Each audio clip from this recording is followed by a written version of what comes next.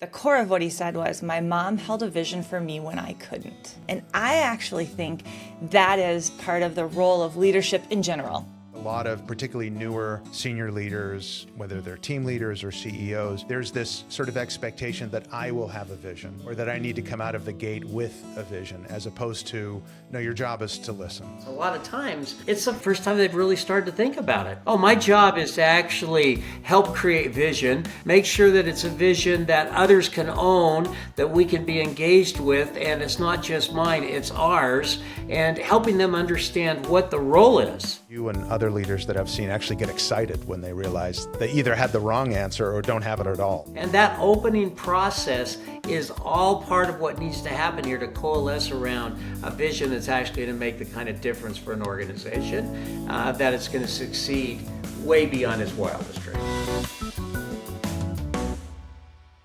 Well, hello, Paul. Welcome back to the Breakout Room. Thank you, Betsy Leatherman. It's good to be back. It's been a little while. It's been a minute since we were together. It has been a minute since we've gotten to record, but actually, this is an exciting episode because this is our summer break episode. It is the summer hiatus episode. That's right. Yes. Absolutely. Because you're going on, I'm sure you're going on vacation. What are you doing for your summer break? It will be vacation-y, but it's not a vacation. So I'm actually headed back to Boston in the US, where I grew up. So I'm going to visit my mom. Oh, and she is looking at selling the house, which is the family house that we all grew up in. And so downsizing. And so there's a lot to work through. Like the attic alone is already. So that's why I say it's vacation-y. Yeah. I don't know that Boston in August, going through an uninsulated attic where it's like 114 degrees, looking at my old high school report cards, which is by in no means nothing to have saved. So anyway, we'll be going down memory lane, and it'll be lovely to spend time with her, and she's wonderful. So. That's great. Well, if you want to do a podcast from the attic, your old Letterman jacket, like I can just see the whole thing. I think we could make It's a different podcast. It's not the Breakout Room. It's from Paul's attic. High school memories. Exactly. That's right. Paul's attic. That's fantastic.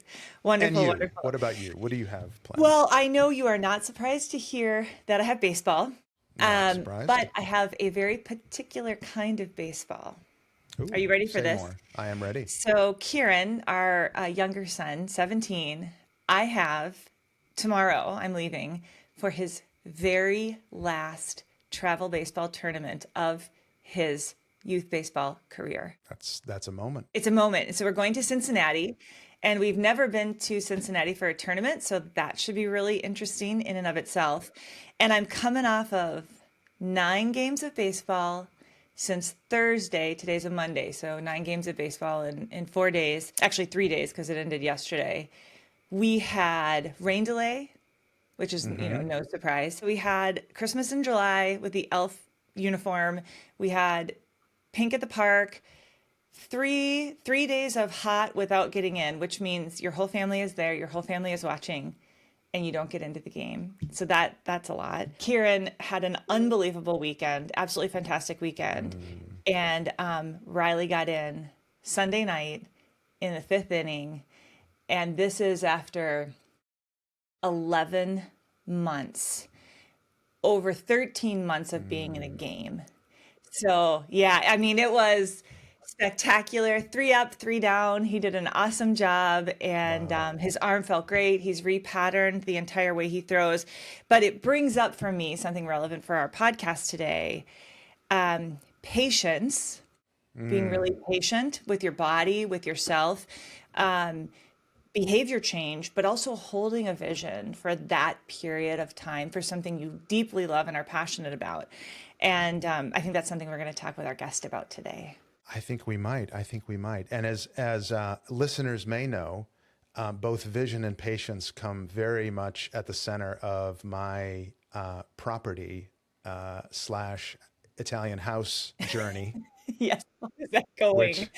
Which is, again, a test for both patience and holding a vision.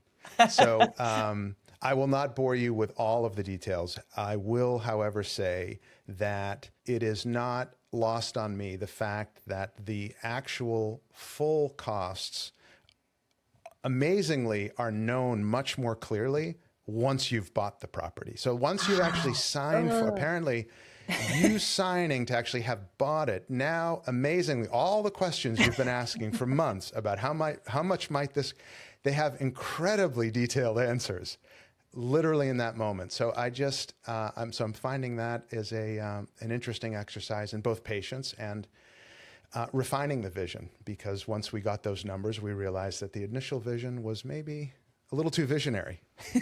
So we're scaling back, but it'll still be wonderful. And you still have, of course, an invitation in 2037 when we break ground. Done. Assuming I'm still able to physically travel, I will be there. That's right. This may be more of a legacy play for both your kids and mine. Yeah, exactly. Do you remember how our grandparents promised each other on this summer of 2025 that they would? Well, anyway, there we are. So say more about patience and vision, because before we started, you had said you had a story to share that started to connect. Well, so a couple of things, and I think it'll help us bring in our guest. So years ago, there was some event that Riley wanted to be invited to for baseball, and he didn't get the invitation, and he was really frustrated, and I was frustrated. And I reached out to a Yankees player who came from our town and played on our town ball team, but he's in the pros with the Yankees. His name's Joey Gerber. And I reached out to him on Twitter and I said, hey, I'm a baseball mom and I need help. I've got a junior in high school who didn't get invited to this thing and I don't know how to handle it. What should I do? And now, I look back in retrospect and it's really funny. It mattered so much to me and to him at the time, and it doesn't really matter, but it did, And so I asked him, I said, what did your mom do for you? What has she done for you in situations as you've tried to make it to the pros, etc.? And he wrote back and he was amazing. Just this huge, long response, such a wonderful and gracious young man who's still playing today. But the core of what he said was, my mom held a vision for me when I couldn't. And I absolutely loved that. And he said, through injury, through the minors, through junior college first and then regular college, my mom held a vision for me when I couldn't. And I actually think that is part of the role of leadership in general. Like, does it apply to mothering an athlete? For certain, mothering anybody. But in leadership, holding the vision when other people can't, I think that is absolutely key. And our guest today does that extraordinarily well. It, in fact, has kind of a crazy ability to do visioning. Like sometimes says things and I'm like, that is so crazy. But if he says it, I know that it's possible because it's exactly. Like he sees something likely. I can't see. It's super. It's like, oh, okay, there's something there. And I've learned that over, 2 decades with them. And so that was kind of the piece I wanted to bring up was around being patient, which seems like a passive role, but it's not at all. In fact, it's quite driven in the midst of it. And so that was the conversation I want to have a little bit with you around patience, yet with drive, not passivity. Yeah, and I love the vision piece. Because I can imagine you really do need to check in with yourself, especially when you're holding a vision for others to live into. That it's a collective vision and not your vision. Yeah. Right? I imagine like with parenting, of course, that's like, right. You just, is this what I think you should want? Or is this what totally. You may actually want, Totally. Yeah. Oh, never mind. It's what I want. So just go do it. No. So but, just keep going. like that sort of distinction of, whose vision, am I holding? And then how do I support others, to find their own, while still kind of holding expectation. Yeah. Hi. I mean, I think one of the things that we can just say our guest's name, Bill Adams, who's going to be joining us in just a moment. And I always think it's so fun to hold it as such a mystery, even though like the title of the podcast probably has his name in it. And there's a picture of him on the front. Yeah. So we may need to figure out how we add more mystery in the future.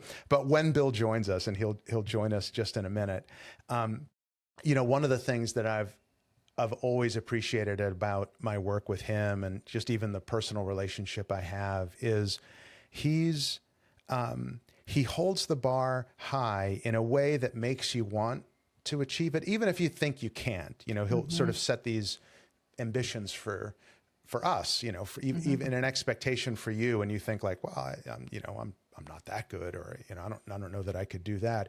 And there's a way that he so fully believes in you that you sort of get caught up in it, And I think that's part of what you're talking about. Is it's like this upward lift of, in our model, this purposeful and visionary, and how it can sort of create this almost gravitational pull to the people around you. And it sort of can't help you but get out of, passive or distance, which is where I'm prone to go, and just want to sort of take action. Yeah. Yeah, absolutely. And also somehow releases you from the critical. He's naturally a very critical person.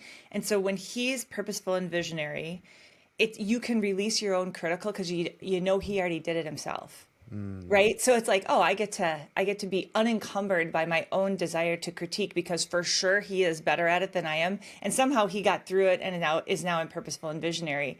And it's like the biggest lift, and kind of like ease off your back. Like I got that piece. You don't have to do that. You can choose something else. And I love that part. So yes, breakout room, please. Let's welcome to the breakout room the CEO of Leadership Circle, the chairman of the board, the co-founder of Leadership Circle, co-founder of MaxCom as well, and our dear, dear friend, Bill Adams. Welcome, Bill. Bill, welcome. Thank you. So glad to be here. Finally, I get to come. You let me come. I love that. We wanted to give ourselves a few cycles, Yeah, we wanted to I wanted you to give yourself a few cycles. Are you kidding me? Well, and I forgot to mention in the introduction, co-author of Mastering Leadership, as well as co-author of Scaling Leadership, speaker extraordinaire. With all of those elements, we definitely needed to get through a few guests before we brought in the big gun. Yeah, here we go. I know. That's right. You know how well I do with that, Betsy. I was just going to say that this might be my favorite interview so far. Is if we just keep complimenting you for the next 20 minutes, and I watch you of just slowly melt. It's already begun in a very big way. Yeah, no question. Bring the introvert on the podcast. I got it. Oh, goodness. Well, welcome, Bill. We are really excited to have you. As we jump in, our kind of theme around today is around patience and vision, purposeful and visionary. And that's where we're starting. As we jump into that, give us a check-in. How are you? What's going on for you? Tell us a little bit about what's up, and then we'll dive into the topic. Good all the way around. And it's right on the edge of a good busy and not a good busy. That busy that's too busy. But all in, I would say mostly this summer, a lot of family. So I finally sent the grandkids home. I got the experience of, okay, we've had enough. It's time for us to move on. And when I say grandkids, it's 19, and we had 18 to the 19. So it's going well. It's going well. And are we getting you in Montana? No, I'm in Salt Lake. So Montana last week, back in Salt Lake, came back. So Cindy, my partner, took the oldest granddaughter to Massachusetts, Paul. She's in Massachusetts now in Southampton because Haley's getting ready for dance school. She's going out there and spending 10 months in a program that helps place dancers into professional positions. And so she's making that change. And so we're in a lot of divide and conquer now. I've got the mother-in-law here, so I've got no wife and a mother-in-law. It's an interesting combination. And there's probably enough said with just that alone. Busy here. I cooked twice this weekend. Yeah, all good. That is wonderful. That is wonderful. Well, Bill, one of the things we were talking about before you came into the breakout room, in our ongoing flurry of compliments for you, but for real, I mean this. One of your gifts is around vision, and I've gotten to witness it. Bill and I have worked together for, I say 20 years. It might even be more than that. I think it was before I was married, 25 even, in separate companies. But one of the things I've noticed is your ability to do really, really fine-tuned vision, like gift level vision. And I'm curious, have you done work around your own awareness around that? Do you know how you do it, or does it just happen? I think that it's a combination. I long enough into the work that it becomes very natural for me and I play it, but there's pieces in here that I know as it applies to my own work around vision and the organization, the leadership circle, and then the work with clients, entering in and opening the conversation and making the conversation so that it is big enough and it can be contained at the same time. Big enough and contained at the same time so that it starts to come to life in a way that it wouldn't otherwise. And my tendency is to go big picture too fast and to stay there without bringing it down. So I have to watch that all the time so that I can actually make it something within grasp. And, really love that work, probably more than anything else I do.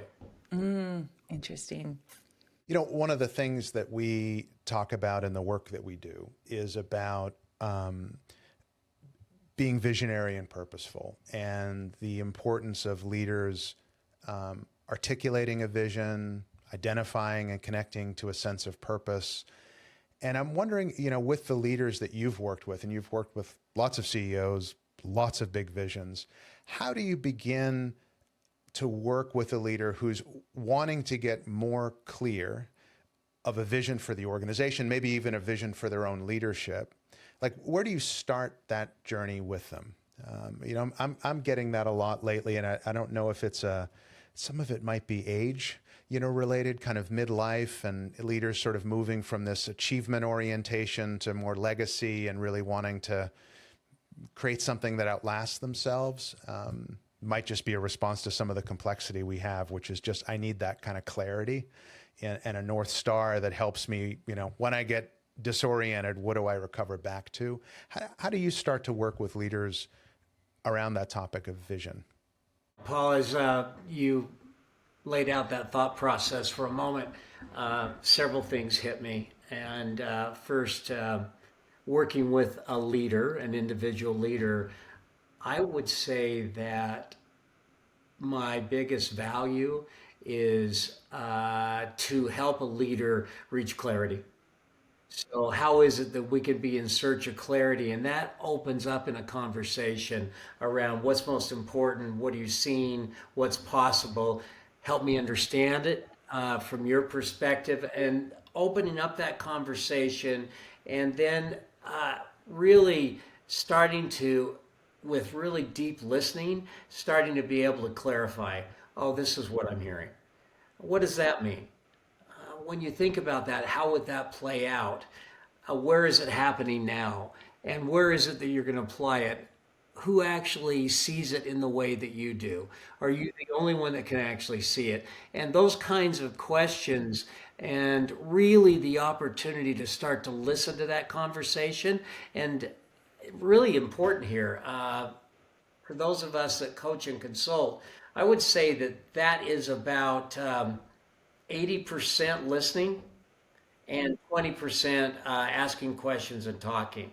And then as the questions are answered, to start to sort through what's being said and what's there, looking for the clarity that already exists.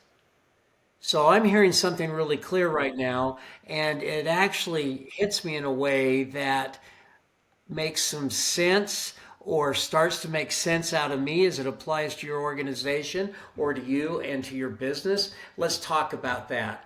And that'll be an open-ended conversation, and that may go on for an hour and 15 minutes, an hour and 20 minutes, and at the end of that conversation, we'll start to sort through what is it that actually emerged, what wanted to emerge here.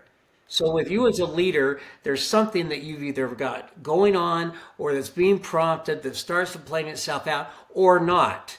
And we want to sort for both of those and find out what's there. And then if we get into it, and this has happened more than once, a lot of times, it's the first time they've really started to think about it.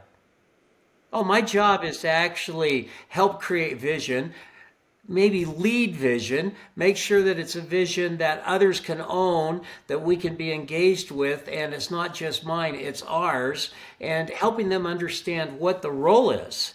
So I find that a lot of my CEOs, I've heard that's the role, but they ever never played that role out. They've been Mm-hmm. part of a team before where they've been part of creating vision, but not leading vision and what that means to actually do that. So often I find that, especially as you would expect with new CEOs or new presidents, new leaders somewhere in that top team environment, it's new to them. And helping them understand what does it mean to initiate? What does it mean to create? What does it mean to look for where that creative process is actually going to come from? What are the inspirations for that? And getting into that conversation or what actually inspires you about what's possible here. Mm. What I inspires you about what's possible here? I love that, Bill. Tell us more about working with new CEOs and presidents. So somebody's Yeah. just stepping into that role. What are some of the things that you notice and the other elements that you need to help them be aware of when they're kind of the first timer? Literally right up front. Weekend, 2 weeks in, 6 months in. What is it that you're seeing? What are you learning? And what is it teaching you? Mm. So we want to get into the role that you found yourself in for all the reasons that are there. And I want you to be able to learn from what you're learning at a whole nother level, at a level that goes way beyond both vertically and horizontally, both at depth and across, that you're starting to make sense out of what you're learning and you're looking to be a learner that can be curious, even if you know a lot about the business or the organization, whether you're new to it or you've been there for 30 years. I'm working with the CEO right now, relatively new. He literally started his first job there 32 years ago. Wow. So he started his first job there. It's all scientists in this organization, 6,000 of them. Started his first job there 32 years ago. It was like he was looking through and at the organization through a new set of lenses. Wow. And Wow. so all of a sudden you're out there, you're seeing things you haven't seen before. Conversations are different. I want you to pay attention to that and turn it then into what is it that I'm learning here, Mm. and then knowing what it means to where we end up is a organization. And is there an existing vision that needs to be refreshed? Is there a vision that needs to be created? And where are we in that process? The curiosity piece, the learner piece, is absolutely critical at a depth of learning. My expectation for a new CEO is how much he actually talks versus asks questions and thinks, or Hmm. she completely shifts the minute they step into that role. Hmm. Well, And it's they in, better be in learner mode. two things that strike me from what you've been saying. I mean, the first is this idea of that the vision is out there.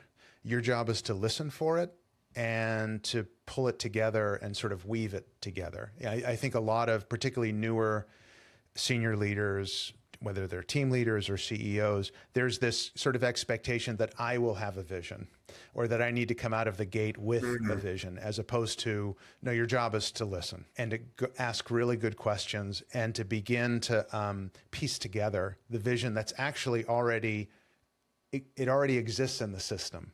The system has a vision for where it wants to go. You need to somehow bring that together and articulate it. The other thing that you said that it's interesting because I hadn't ever thought of it this way, because I'm working with a new CEO, just started, and this idea that fundamentally, well, then let me test this and see if this is right. That fundamentally the work is helping them learn faster and differently. I think there's so much emphasis on behavior, on understandably mindset, that I never really thought of it as actually part of my job, if not a big part of my job, is you're going to have to learn in a new, different way and at a pace that you're not used to. And so how can we learn how to learn differently? Yeah, for lack of a better way to say it. And I'd never really thought of it quite that cleanly, but that's an interesting way to think of it. Yeah, so I really appreciate that, Paul. Learn faster and differently. Applying oneself as a learner with that learner's mindset on, regardless of, again, the experience I have and how much I know, is going to open up the system or the organization in a way that would not otherwise. Hmm. You all both know all of that work that did with Eric Fairwold all those years and still today. And Eric, when he came into Syngenta, he just literally put himself into that mindset of learning. And within about 90, 120 days, 3, 4, 5 months, all of a sudden you would start to hear coming out of Eric those things that were really starting to coalesce around what it was he was learning. And then it wasn't about, this has to be a shared vision. Here it is. You all learn it from me. And pretty soon you'll be engaged. It was actually being created together by what it is what they were learning together in that process. And he was a master at being able to bring that clarity and coalesce an organization around it in a way that it would not have happened otherwise. And people have already bought into it full out because they're part of it.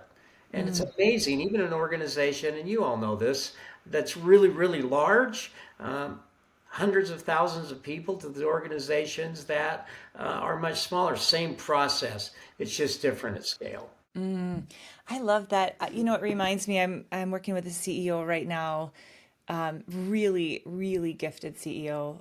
He's been in role for about a year and a half, and they have a lot of complexity going on in their organization. And as he has worked to build exactly what you've just talked about, not only pull a team together around the vision, but really learn. The other thing that I absolutely love is that as that has continued to unfold, he's learning new things about really great skills and gifts of his team. So as his learning unfolds about the system, his understanding of the people that are on his team and what assets he has gets even deeper. And all of a sudden, it's like, I'll get a call or a text like, oh my goodness, you're never going to believe what so-and-so did to step in to their leadership. I didn't even know they could do that. And so it's like this holding space for an emergence that wants to come through both the system and the team that I think is really exciting. Well, and there's no question that the emergence wants to be there. It wants to come. And, I go way back, right?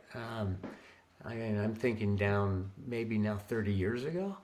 I worked with this consultant, and his prime way of going into an organization and working with the leadership was to ask the question, what's possible and who cares? And he would go in and open up these conversations as, you all really have a good understanding of what's possible here. I want to know what's possible and who cares. And, in that process of opening up what's possible, what can happen here, what is happening, where is it that we're really achieving, really succeeding in ways that are, beyond our wildest dreams, and where is it that it's not happening, what's possible? And who cares enough to actually bring that into life in a way that it wouldn't happen if that were not the case? I was always blown away by how that opened up the conversation. And, and Paul, you're, and Betsy, both as good at questions as anybody I know around. You play it, the right questions and leaving room for the inquiry to actually go where it wants to go. So the depth of that inquiry starts to paint a picture that hasn't existed previously. So I'm looking for a picture that starts to be painted, a picture of the future that we currently don't have and what that looks like, and let that come into, and that's the patience part. Let it emerge. By the way, you as a leader, you might already know pretty clear what your vision is and what you want it to be. How is it you're going to work when that's the case? You may have been hired to bring that vision in.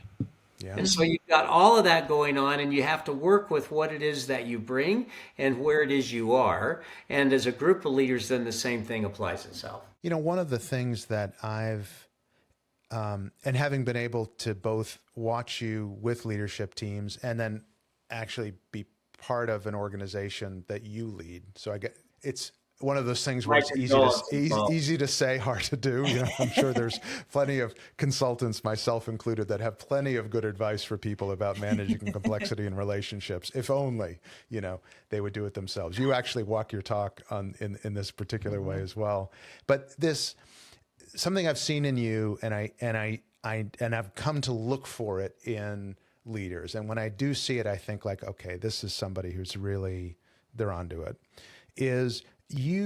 So there's a curiosity that you come with and you listen. And I think people can train themselves to listen, and they can kind of, whether they do it sort of, or even fake it, like you can get away with it. The thing you can't get away with, that I've seen you do over and over again, is get so excited when it changes your mind. That you come in with a hypothesis of what you think the world looks like. And I've seen you do it in just a couple of conversations, and you'll think like, oh, say more about that. And you'll ask one or two other questions. And then you'll do that sort of lean back in your chair, and you're like, oh, it's totally different than I thought it was. And then you'll just totally let go of it, And I think that ability to, particularly with vision, and maybe even for leaders who get brought in with a very particular vision that the board thinks the organization needs, their capacity to both hold it long enough, but also to let go of elements of it that actually don't serve, and not get so attached to it. And I suspect that comes with, we're talking about having a few cycles. So you've had a few cycles at leading. So you've probably, learned your lessons there. But I'm wondering sort of what you look for with a leader in terms of that agility to change their mind, get excited about a new perspective, and be constantly looking for the things they don't know. Because I think so many leaders end up, whether they're conscious about it or not, kind of protecting what they do know, right? Like there's this, like, don't get called out, don't not have the answer. You and other leaders that I've seen actually get excited when they realize they either had the wrong answer or don't have it at all, Yeah, I would even carry it a step beyond that.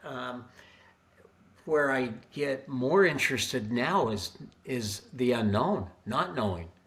Yeah. And so the combination of changing what you said a moment ago, Paul, which is, oh man, if I've learned something that actually shifts my mind or changes my mind, that in and of itself can promote a breakthrough that wouldn't have happened otherwise. Because it's pretty easy for us as human beings to get locked in on something when we think we've made sense out of it. I actually look at it the other way now. I don't think I'm making sense out of it. I think it's making sense out of me. So that making sense out of it versus it making sense out of me and what's coming through and what wants to actually emerge here is a different process than my job is to come and making sense out of this.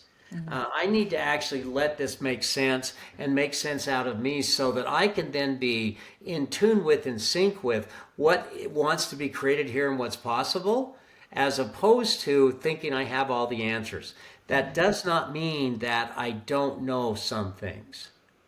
And then being willing to test those, even when I'm fixed on them, is going to do one of two things. It's either going to help us collectively say, you know what? That feels right to me. That is the right direction. And or it needs to shift a little bit, or it needs to actually not be there at all. And that opening process is all part of what needs to happen here to coalesce around a vision that's actually going to make the kind of difference for an organization that it's going to succeed way beyond its wildest dreams.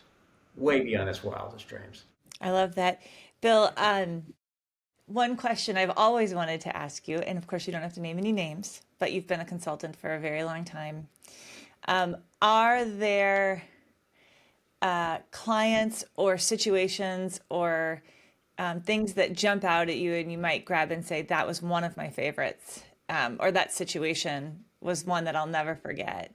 Kind of those highlight moments for you throughout your career. There's not any experience that I think compares to a team of leaders in the organization coalescing around North Star, coalescing around vision. And when that actually breaks open, being able to see what can happen and then being able to go after it.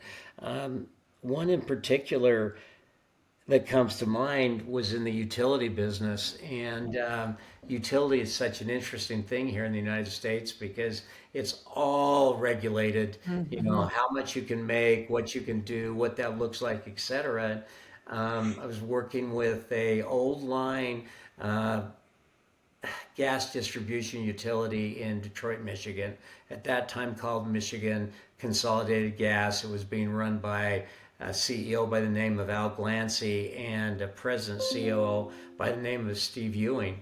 And they went after the entire change, transformation of shifting the way that they had done business and how they're going to do business, which included, by the way, regulation. And they consistently worked it, consistently got closer. And when it popped for them, it was the kind of experience that everyone knew that was it. What Wow. is it we're about to do here? And that included a whole host of different avenues in that company, like a really hard line union environment. Mm. And they Hmm. weren't going to buy into anything. That entire thing coalesced the organization around, and we felt it pop. We felt it pop. And what they created for the next 5 years was literally out of all the transformation efforts that I've been involved in. It was one where you went, oh, you know what? Incredibly worth one's lifeblood to put into this because it shifted literally the quality of life for everyone in the company, as well as all the customers they served. And they had an essential job to make sure that people had heat and the ability to cook their food and all of those things. It was essential. And they turned it into literally at that point the most admired utility in the United States. There wasn't anything even close. We took that. We had people coming from British Gas. We had people coming from all over the world to see what had been done. It all came with that work they did on vision and the conversations that ensued. And we opened it up. So we first started with that center team, went to an extended leadership team, and before you knew it, we were working in large groups of 1,000 people at a time. And 1,000 people at a time. One particular moment that opened up, I'll never forget it, is Steve Ewing had made a promise on what he would do and what he wouldn't do as it applied to the union in a large group conference, and he violated it. He violated the promise and he had to stand back up in front of the group, all part of the visioning process here. And there was this moment where he went, this is where he either makes it or breaks it because he's actually violated a promise. It was around costs and around increase in wage, all of this, and he violated it. And I watched Steve stand up, and he stood up and he said, "I owe you an apology. I was wrong. I made a mistake, and I violated the agreement. I violated what I said I'm going to do, and um, I come to you saying I'm going to change it, and I'm sorry. It was a mistake." And I watched that entire group. Uh, First, a bunch of really angry people, and then this guy at the back who was unbelievable. He was the head of the union. Stood up and he said, "I trust that man. I trust Steve Ewing. I know that he is who he says he is, and I know that he made a mistake, and he apologized for it, and he owned it, and I'm with him." Bam, bam. This is the same guy, by the way, that stood up, that drove himself to the hospital after he'd had a heart attack and saved his own life on his freaking Harley in Detroit. Of course Gives it you a is. little bit about who he was. Yeah, That's yeah. Just in awesome. case you needed That was more of an all part of archetype. that process. Oh, wow. Wow. There's probably not a better way Mm. for a leader to actually engage their organization than this process of creating vision and purpose. Can't forget purpose. And so, you know, what kind of leader you're going to show up to be is going to show up in this. Well, maybe as a bit of as we wrap things up and a little bit of a final question, I'm wondering I mean, you've talked about sort of 30 plus years doing this work. You're kind. Yeah, yeah. Plus, it's a plus. It's a big It's a plus. plus, a very large plus. Exactly. Yeah. Family, grandkids, I mean, just all you've done. And I wonder when you think about personal purpose and how for you that shifted over the years, because I think sometimes we get caught up on thinking there's a purpose or like that we have to pick one and then we have to, like, that's it, that's my life. And I'm wondering, as you think back about how your own purpose has shifted over time and where you're noticing it's even pulling you today, I'm wondering what comes up. Years ago, what really got me and got us going at that point, Cindy and I had just written the whole systems approach, and we're doing this work. And purpose for us, for me, was creating a world of work where people thrive. And I came out of an environment where I was raised in an environment where work wasn't something that we had to do. It was something we were blessed to be able to do. And we thrived in that environment. And when I went into corporate, when I went into the business world, that was not my experience. People were not thriving at work. And so creating a world of work where people thrive really played it out as personal purpose for a long time, because I knew that that world of work where I can thrive actually results in better results. It actually creates the customer being well taken care of and all of those things that go hand in hand. What shifted now for me is really the purpose on what it means to bring the conscious practice of leadership to the world that needs it more now than ever. Not limited to, I spent all of my time around business, but when I say conscious practice of leadership, for me, that's real personal. How is it that I can help others be conscious about their impact as a leader on those people around them, that they actually have a calling because they influence that individual's family, all of those individuals within the organization, the entire organization, the way that they're going to be able to live their life. They can actually make a difference in those individuals' lives in a way that everything gets better. I get to be a better father. I get to be a better husband. I get to be a better, dot, dot, dot. You fill all of those blanks out. And that's the conscious practice of leadership. What is it that we have to do to bring that? And we need more conscious leaders, and we need to approach it from a perspective you've heard this story, but my mother used to look at me, she was into developing me, and it was obviously a very hard case.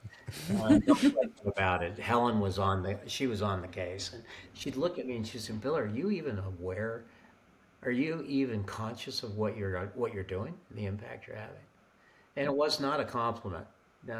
She wasn't looking at it saying, yeah, really doing well. And she used to add to it, are you showing up as the little Bill or the big Bill now? I got that when I was like 7 or 8. Little Bill or big Bill showing up. And that was the way I was raised, to be conscious, to be aware, to know what it is that the impact is that I'm having, and own the impact.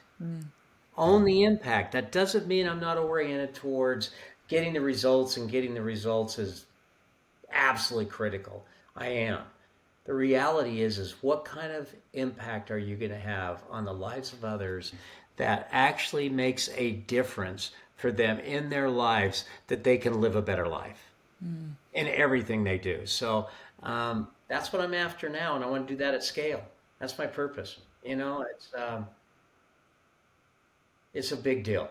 It's a big deal. And I just turned 70, and I figure I got another whatever.